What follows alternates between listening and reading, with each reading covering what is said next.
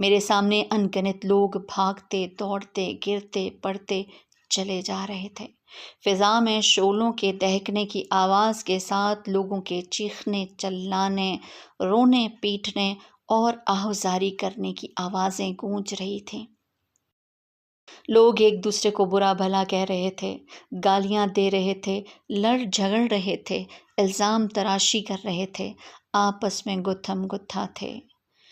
کوئی سر پکڑ کے بیٹھا تھا، کوئی منہ پر خاک ڈال رہا تھا، کوئی چہرہ چھپا رہا تھا، کوئی شرمندگی اٹھا رہا تھا، کوئی پتھروں سے سر ٹکرا رہا تھا، کوئی سینہ کوبی کر رہا تھا، کوئی خود کو کوس رہا تھا، کوئی اپنے ماں باپ، بیوی بچوں، دوستوں، لیڈروں کو اپنی اس تباہی کا ذمہ دار ٹھہرا کر ان پر برس رہا تھا۔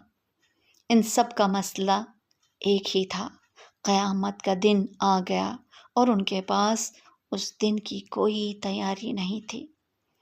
اب یہ کسی دوسرے کو الزام دیں یا خود کو برا بھلا کہیں، ماتم کریں یا صبر کا دامن تھامیں، اب کچھ نہیں ہو سکتا۔ اب تو صرف انتظار تھا کائنات کے مالک کے ظہور کا، جس کے بعد حساب کتاب شروع ہونا تھا اور پورے عدل کے ساتھ ہر شخص کی قسمت کا فیصلہ کر دیا جانا تھا۔ مگر میں اس سب سے بے خبر نہ جانے کتنی دیر تک اسی طرح گم سم کھڑا رہا۔ یکایک میرے بالکل قریب ایک آدمی چل آیا۔ ہائے، اس سے تو موت اچھی تھی، اس سے تو قبر کا گڑھا اچھا تھا۔